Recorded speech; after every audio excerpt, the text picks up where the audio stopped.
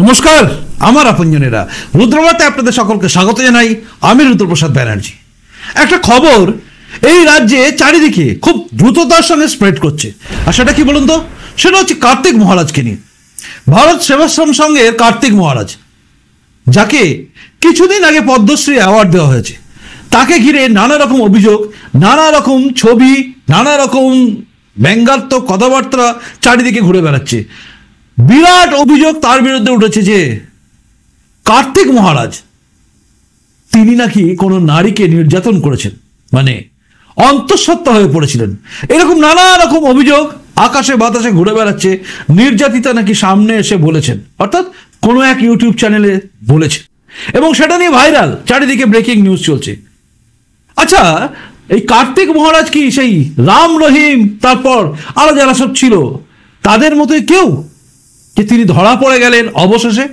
কারণ শোনা যাচ্ছে তার নাকি ভাইরাল অডিও ক্লিপও রাস্তায় এসে গেছে।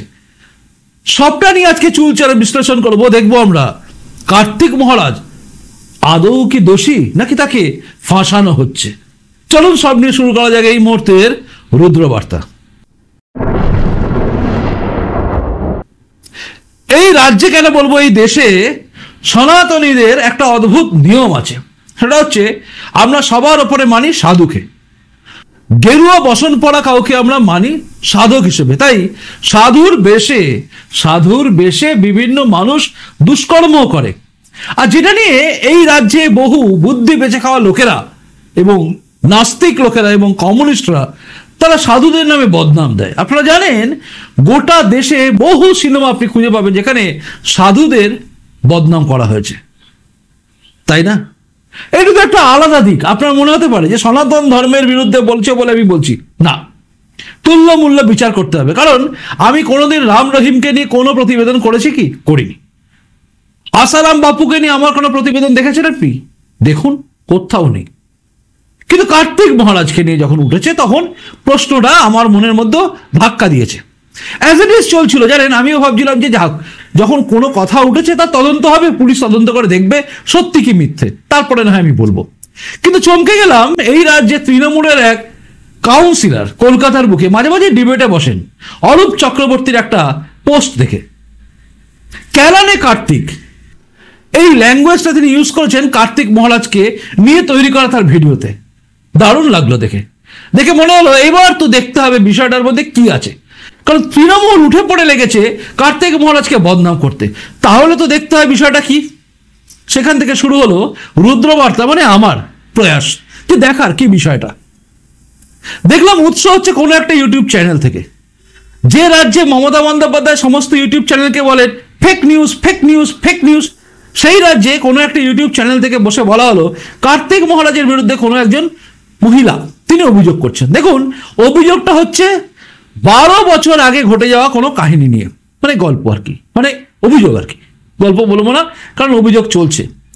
তো সেই 12 বছর আগে একটা ঘটনা ঘটেছিল, সেই ঘটনার পরিপ্রেক্ষিতে তিনি অভিযোগ করেছেন এবং তারপরে সেটা নিয়ে থানায় গেছেন, এফআইআর হয়েছে, সবকিছু হয়েছে, শোনা যাচ্ছে।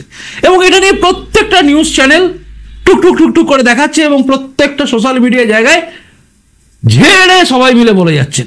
আমি দেখছিলাম সবাই মিলে বলে যাচ্ছেন।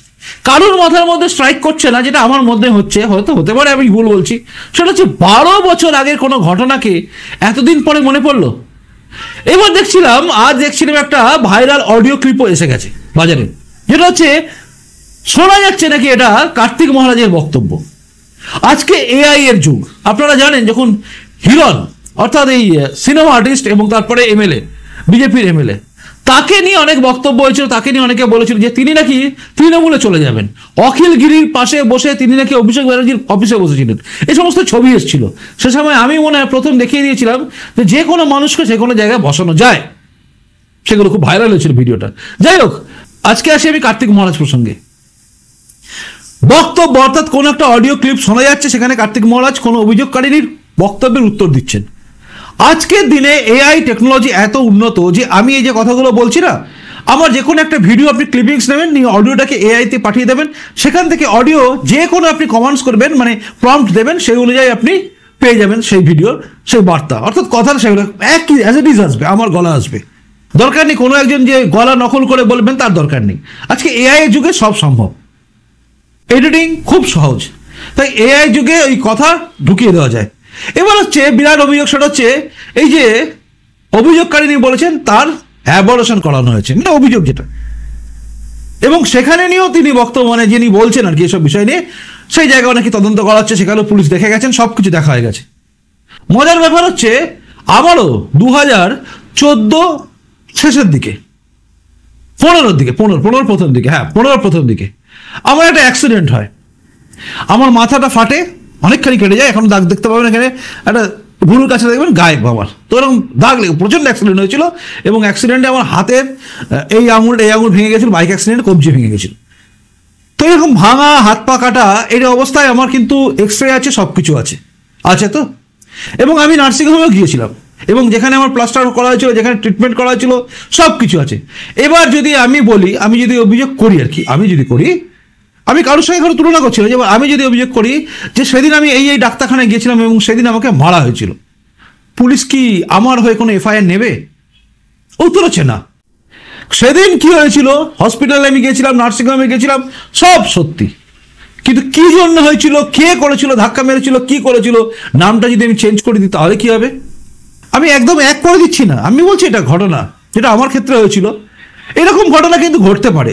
আমি এখনো বলছি না যে অভিযোগ করিনি, যেটা বলছে সেটা মিথ্যে, কিন্তু প্রশ্ন হচ্ছে এই অভিযোগগুলো করে যেভাবে তৃণমূল কংগ্রেস লাফিয়ে পড়েছে, এর পেছনে আমাকে কারণগুলো খুঁজতে হবে। মানে এখানে দাঁড়িয়ে আপনি বুঝে যাবেন যে কোথা থেকে কি যেন চলছে, মনে হবে আপনার, আমার যেটা মনে হচ্ছে সেটা বলছি, ভুল ঠিক আপনি বলবেন শেষে। এই যে ঘটনাটা আপনি শুনলেন, মানে দেখছেন অভিযোগটা, এই অভিযোগ হওয়ার পরে দেখবেন তৃণমূল কংগ্রেস রে করে নেমে পড়েছে, চারিদিকে প্রচার চলছে। আসলে কার্তিক মহারাজ যখনই পদ্মশ্রী পেল তখন থেকে কিন্তু শুরু হয়ে গেছে কার্তিক মহারাজের বিরুদ্ধে অনেক কথা বলা। আপনারা জানেন 2021 নির্বাচন বলুন বা 2024 নির্বাচন বলুন, সব নির্বাচন তো আপনারা দেখেছেন। 2024 নির্বাচনে বারবার মমতা বন্দ্যোপাধ্যায়ের টার্গেট ছিল, প্রতিটা জনসভা থেকে টার্গেট করতেন কার্তিক মহারাজকে, তাই না? মনে আছে নিশ্চয়ই যে একজন আছে, আমি ভারত সেবাশ্রম সঙ্গে সবাইকে বলবো না, কিন্তু একজন আছেন, কার্তিক মহারাজের উপর কিন্তু অভিযোগ তখন থেকে চলছিল। আর ইদানিং হয়ে গেছে কার্তিক মহারাজকে বেশি করে অভিযোগ করা। এবার আমি আপনাদের একটা কথা বলি, এই রাজ্যে আরো একটা ঘটনা ঘটেছিল, একজন মহিলার অভিযোগের, মানে কি বলবো, বিরাট অভিযোগ, এবং সেই অভিযোগ নিয়ে কিন্তু তার খবর কাগজে ব্রেকিং নিউজ হয়েছিল এবং বিভিন্ন চ্যানেলও দেখিয়েছিল। কে জানেন? একদম হয়ে যান আপনি, কি বলবো, সনাতন ধর্ম থেকে চলে আসুন ইসলাম ধর্ম। আব্বাস সিদ্দিকীর ভাই নওশাদ সিদ্দিকী, যিনি একজন এমএলএ, আইএসএফ এর একমাত্র এমএলএ।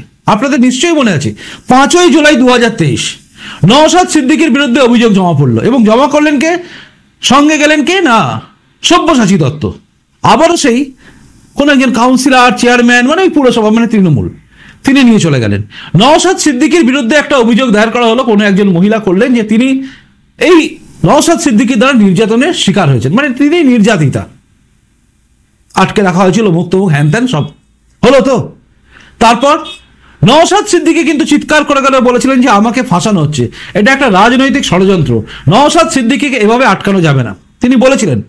আজ আমি মিথ্যে বলছি কি সত্যি বলছি আজকে দেখে নিন আপনি, নওশাদ সিদ্দিকীকে জিজ্ঞাসা করুন, বেরিয়ে যাবে। সেদিন নওশাদ সিদ্দিকীকে আটকানোর চেষ্টা করা হয়েছিল, বদনাম করার চেষ্টা করা হয়েছিল কলকাতা উচ্চ আদালত, মানে হাইকোর্টে, কলকাতা হাইকোর্টে গিয়ে তিনি তার রক্ষা কবচ পান। তাকে গ্রেপ্তার করা হয়নি, পুলিশ তাকে গ্রেপ্তার করতে পারেনি, নচেত পুলিশ তাকে গ্রেপ্তার করে নিত। অর্থাৎ নওশাদ সিদ্দিকীকে দমানোর চেষ্টা করা হয়েছিল। আজ হচ্ছে কার্তিক মহারাজকে, সেদিন নওশাদ সিদ্দিকীর নামে নানা লোক নানা কথা বলেছিল, ডিবেট হয়ে গেছিল। রুদ্রবার্তায় দেখবেন রুদ্রপ্রসাদ ব্যানার্জি একটাও কথা বলেনি, তার কারণ আমার মনে হতে পারে না একজন পীরজাদার বাড়ির কেউ এসে এইভাবে একটা কাজ করবে, এটা বিশ্বাসযোগ্য নয়। আমি সনাতন ধর্মের একদম প্রচারক বলতে পারেন, যা খুশি বলতে পারেন আমাকে, কিন্তু আমি ওই পীরজাদার বাড়ির ছেলে আব্বাস সিদ্দিকীর ভাই নওশাদ সিদ্দিকী এইরকম জঘন্য কাজ করেছে বললে আমি বিশ্বাস করব না, কারণ হতে পারে না, অবিশ্বাসের জায়গায় থাকে। বিশ্বাস আমি করিনি, তাই আমার কোনো প্রতিবেদন ছিল না। আজ কার্তিক মহারাজকে একইভাবে ব্লেম দেওয়া হচ্ছে। দুটো ঘটনা কিন্তু আলাদা, কিন্তু দেখুন দুটো ঘটনার লক্ষ্য এক, কার্তিক মহারাজকে বদনাম করা হবে। আর জানেন এর পেছনে কারণ কি? অনেকগুলো কারণ, আমি তার মধ্যে দুটো কারণ বলছি। প্রথমত হচ্ছে কার্তিক মহারাজের যে উত্থান, যেভাবে হিন্দুদের জন্য তিনি লড়াই লড়ছেন, সবকিছু করছেন, সেখানে দাঁড়িয়ে কার্তিক মহারাজ কিন্তু আজকে একটা বিরাট, মানে কি বলবো, পশ্চিমবঙ্গের বুকে একটা বিরাট মুখ, বড় মুখ হয়ে গেছেন কার্তিক মহারাজ, তার সঙ্গে পদ্মশ্রী অ্যাওয়ার্ড। কার্তিক মহারাজ কিন্তু তৃণমূলের জন্য একটা থ্রেট, কারণ এই মুহূর্তে তৃণমূল কংগ্রেস হিন্দু ভোট পাওয়া জায়গায় নেই। এই সময় কার্তিক মহারাজকে ব্লেম দিয়ে দিলেই সবচেয়ে লাভ হবে। আর তারপরে কারণটা কিন্তু আরো মারাত্মক, কারণ সেপ্টেম্বরের মাসে রিলিজ হচ্ছে কিন্তু বেঙ্গল ফাইলস, যখন বাংলার লোক পুরো দেখতে পাবে এই বাংলার বুকে কি কি অত্যাচার হয়েছিল, সব নিয়ে বেঙ্গল ফাইলস আসছে, নামটা একটু পরিবর্তন করে। এই বেঙ্গল ফাইলস যখন ঢুকে যাবে, সেপ্টেম্বর মাসে যখন রিলিজ হবে, তারপরে তার মধ্যে যদি এই কার্তিক মহারাজের মতো মানুষ যদি থাকে, যিনি হিন্দুদের জন্য লড়াই লড়ছেন, তাহলে কিন্তু সাড়ে সর্বনাশ তৃণমূলের। আখেরে নিজের রাজনৈতিক ফায়দার জন্য এটা একটা পরিকল্পনা হতে পারে মনে হচ্ছে, আমার মনে হচ্ছে, আমার ধারণা, এটা ভুল বা ঠিক সময় বলবে। কিন্তু ক্যালানে কার্তিক বলা অরূপ চক্রবর্তীর মতো নেতারা বুঝিয়ে দেয়, ডাল মে তো কুছ কালা হ্যায়, নেই তো পুরা ডাল হি কালা হ্যায়, তাই না? কারণ হঠাৎ করে কেন হলো, হঠাৎ করে কার্তিক মহারাজের পিছনে কেন পড়ে গেল আদা জল খেয়ে?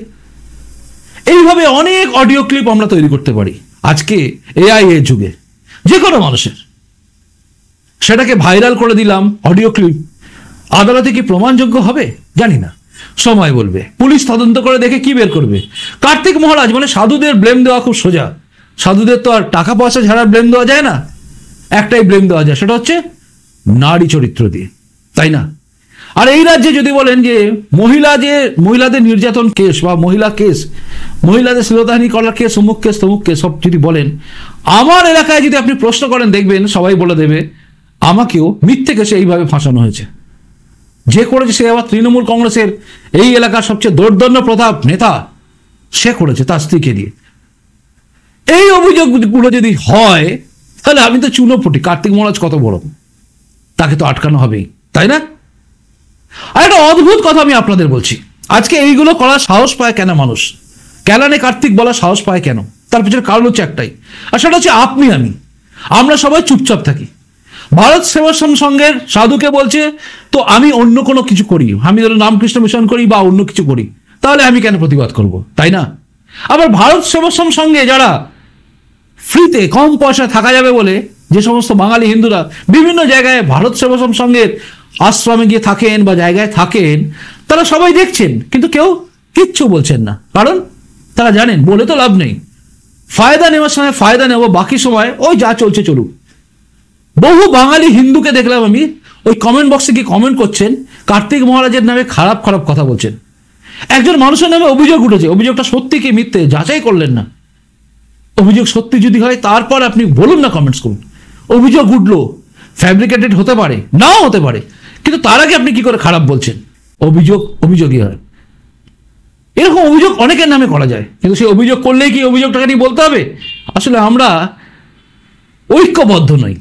নওশাদ সিদ্দিকীর বেলা বলার পরে কিন্তু সমস্ত মানুষ ইউনাইটেড হয়েছিল, আইএসএফ এর প্রত্যেকটা মানুষ প্রতিবাদ করেছিল। আজ দেখুন ভারত সেবাশ্রম সংঘের প্রচুর ভক্ত আছে।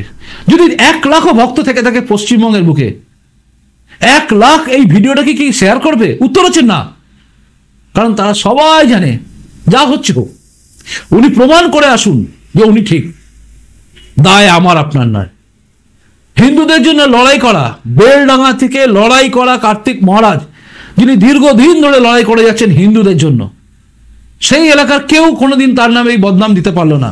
হঠাৎ করে একটা বদনাম, 12 বছর আগের ঘটনা, এবং সেটা নিয়ে সবাই স্পিকটি নট, চুপচাপ দেখছেন, খালি লিখছেন না হতে পারে না।